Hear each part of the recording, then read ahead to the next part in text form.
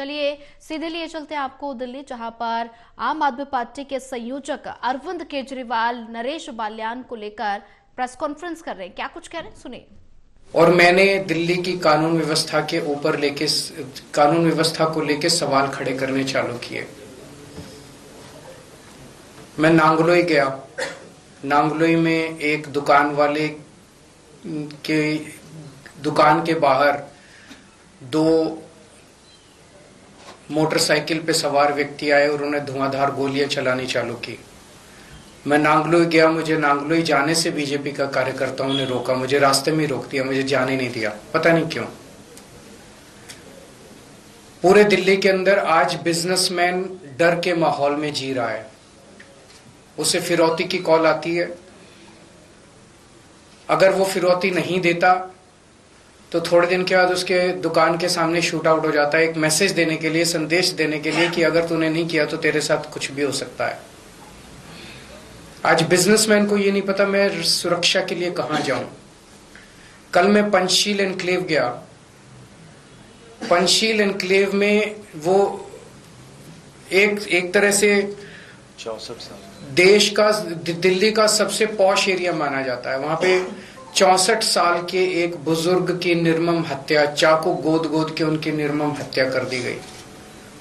Senior citizens जो हमारे दिल्ली में बहुत हैं, बहुत सारे ऐसे बुजुर्ग हैं जिनके बच्चे बाहर चले गए पढ़ने के लिए, नौकरी करने के लिए, अकेले रहते हैं, वो आज दहशत के माहौल में जी रहे हैं। दिल्ली की महिलाएं दहशत के माहौल में जी रही हैं। कभी किसी के साथ ईव टीजिंग तो रोज का ही काम है, लेकिन कभी किसी का अपहरण हो जाता है, मर्डर हो जाता है, गैंगरेप हो जाता है। आज महिलाएं दहशत के माहौल में जी रही हैं। आज मैं तिलक नगर जा रहा हूं। तिलक नगर 2 दुकान वालों से मिलूंगा जिनकी दुकानों के बाहर शूट आउट किया गया। मैंने सोचा था ये सारे मुद्दे उठाऊंगा तो एक उम्मीद थी कि अमित शाह जी, आप सब लोग जानते हैं कि दिल्ली की शिक्षा, स्वास्थ्य, बिजली, पानी, ये चुनी हुई दिल्ली की सरकार आम आदमी पार्टी की सरकार के पास है। लेकिन दिल्ली की सुरक्षा, दिल्ली की कानून व्यवस्था, दिल्ली के लोगों की सुरक्षा जो है वो केंद्रीय गृह मंत्री के सीधे अंडर में आती है, अमित शाह जी के अंडर में आती है। तो मुझे उम्मीद थी कि मेरे मुद्दे उठाने पे अमित शाह जी कुछ कार्रवाई करेंगे। अमित शाह जी बलात्कारियों को पकड़ेंगे, अमित शाह जी गैंगस्टर्स को पकड़ेंगे, अमित शाह जी पुलिस को बोलेंगे कि इस तरह की घटनाएं अब नहीं होनी चाहिए। अमित शाह जी कठोर कदम उठाएंगे, ठोस कदम उठाएंगे, जिससे दिल्ली वासियों को कुछ सुकून मिलेगा। लेकिन इसकी बजाय हमने देखा कि कल मुझ पे हमला करवा दिया गया। मैं पदयात्रा में जा रहा था, मेरे ऊपर एक लिक्विड फेंका गया।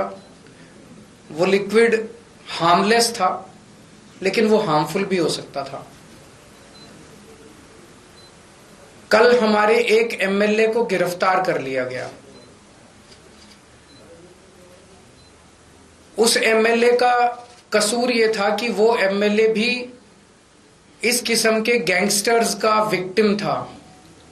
उसके पास भी फिरौती की और अलग अलग तरह से गैंगस्टर्स की कॉल्स आ रही थी।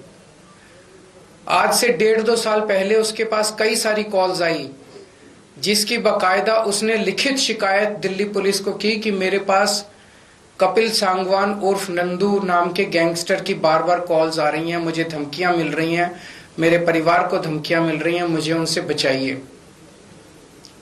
मैं उनके एक कंप्लेंट, आप उनकी कंप्लेंट सुनोगे तो आपका भी दिल पसीज जाएगा।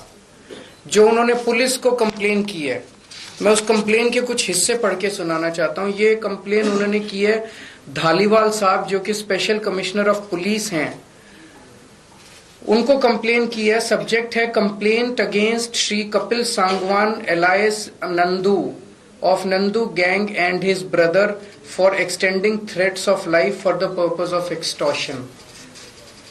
इसमें वो लिखते हैं on 23rd May 2023, आज से 1.5 साल पहले, I received a WhatsApp call from mobile number so and so and also from mobile number so and so from a person who introduced himself as Kapil Sangwan alias Nandu of Nandu Gang, and in the said call he threatened to follow his commands and dictates, failing which he will kill me and my family. To instill serious fear in my mind, he even disclosed the whereabouts of my son. उसने बताया कि तेरा बेटा इस वक्त यहाँ है, अगर तू हमारी बात नहीं मानेगा तो तेरे बेटे के साथ कुछ भी हो सकता. He even disclosed the whereabouts of my son who is living abroad, and also disclosed whereabouts of my other family members. Since then he has called me around 35 to 40 times from the said mobile numbers for the purpose of threatening and extortion. Kapil Sangwan alias Nandu further threatened that he has been giving threats and extortion calls to his potential targets to extract money from them, for which he wants me to act as per his dictates and commands to collect money from his potential targets and hand over to his men. कि फलाने फलाने लोगों से तो पैसे इकट्ठे करके ला और मेरे को हैंड ओवर कर. Since I refused to do so and disconnected his phone, Kapil Sangwan has given WhatsApp call to me number of times and has been pressing for his above said illegal demands and dictates, and has finally conveyed in his last call that he has started extortion calls using my name also. In planning of extortion from his potential targets, Kapil Sangwan wants me to contact his potential targets to convey message of extortion for demand of money and to collect extortion money from his targets. He has also been threatening that if I further refuse to do so, he will instruct his gang members to eliminate me and my family. I have clearly refused to follow the said illegal dictates and have finally decided to bring the matter to your knowledge to protect the potential targets from the illegal acts of said persons. बड़ी लंबी चिट्ठी है, मैंने कुछ portions पढ़ के सुनाया. MLA Naresh Balyan Kapil Sangwan उर्फ नंदू का विक्टिम है. वहां से उनको इस तरह की कई धमकियां आई और उन्होंने ये, मैंने एक ही चिट्ठी पढ़ी है, उन्होंने कई चिट्ठियां दिल्ली पुलिस को लिखी कि इसके ऊपर कार्रवाई की जाए, मुझे लगातार धमकियां आ रही हैं. उस पे कार्रवाई करने की बजाय कल दिल्ली पुलिस ने नरेश बाल्यान को गिरफ्तार कर लिया. कल मेरे ऊपर हमला कराया गया. हमारा कसूर क्या था? हमारा कसूर था कि हम लोग दिल्ली की बिगड़ती हुई कानून व्यवस्था की बात उठा रहे थे. कल नरेश बाल्यान की गिरफ्तारी से अमित शाह जी ने दिल्ली की जनता को क्या संदेश दिया है? उन्होंने सीधा सीधा संदेश दिया है कि अगर तुमने कंप्लेन करने की कोशिश करी, अगर तुम्हारे साथ कुछ भी होता है और तुमने कंप्लेन करी, तो तुम्हें ही, तुम्हारे ऊपर हमला भी कराया जा सकता है, तुम्हें गिरफ्तार भी किया जा सकता है. कंप्लेन करने की हिम्मत मत करना. ये सीधा सीधा मैसेज है. गैंगस्टर्स को क्या संदेश दिया अमित शाह जी ने? कि मैं हूं तुम्हें बचाने के लिए, चिंता मत करना. कोई कंप्लेंट आएगी, कंप्लेनेंट की ऐसी तैसी कर देंगे, कंप्लेन करने वाले की ऐसी तैसी कर देंगे. तुम चिंता मत करना, मैं बैठा हूं गृह मंत्रालय में तुम लोगों को बचाने के लिए. कौन बचाएगा फिर लोगों को? लोग किसके पास जाएंगे? लोग किसके पास कैसे शिकायत करेंगे फिर लोग? मैं अमित शाह जी से कहना चाहता हूं कि अगर आपके अंदर हिम्मत है तो आप इन गैंगस्टर्स को गिरफ्तार करके दिखाइए. बच्चा बच्चा दिल्ली का जानता है कि दिल्ली के अंदर कौन कौन गैंगस्टर्स ऑपरेट कर रहे हैं. अगर हिम्मत है तो उन गैंगस्टर्स को गिरफ्तार करके दिखाइए.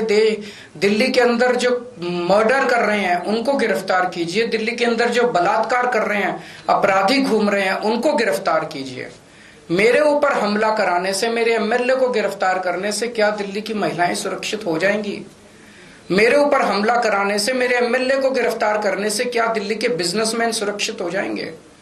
मेरे ऊपर हमला कराने से, मेरे एमएलए को गिरफ्तार करने से क्या दिल्ली के नागरिक, सीनियर सिटीजन सुरक्षित हो जाएंगे? अब दिल्ली की जनता अमित शाह जी आपसे ठोस कदम की उम्मीद करती है. अगर आपके कोई क्वेश्चन हैं तो बता दीजिए. कल जो आपका होगा उसके बाद ये भी कल आपने परसों जो है वो एक बड़े गैंगस्टर का नाम लिया था, आपने विधानसभा के अंदर कहा था, क्या उसको भी आप लोग जोड़कर देख रहे हैं क्या? मुझे नहीं पता, पर मुझे तो बताया गया कि वो तो बीजेपी का मेंबर है. दिल्ली विधानसभा चुनाव होने सर आप पदयात्रा निकाल रहे हैं, दूसरी तरफ बीजेपी परिवर्तन यात्रा निकालने की बात कर रही है दिल्ली में। निकालने दीजिए सबको। देश जनतंत्र है और स्वाधीन देश है, सबको अपनी अपनी यात्रा निकालने का अधिकार है। सर, विधानसभा चुनावों की अब सुगबुगाहट शुरू हो गई है, गठबंधन की लगातार बातें चल रही हैं, तो क्या दिल्ली में कोई गठबंधन नहीं होगा। Thank you.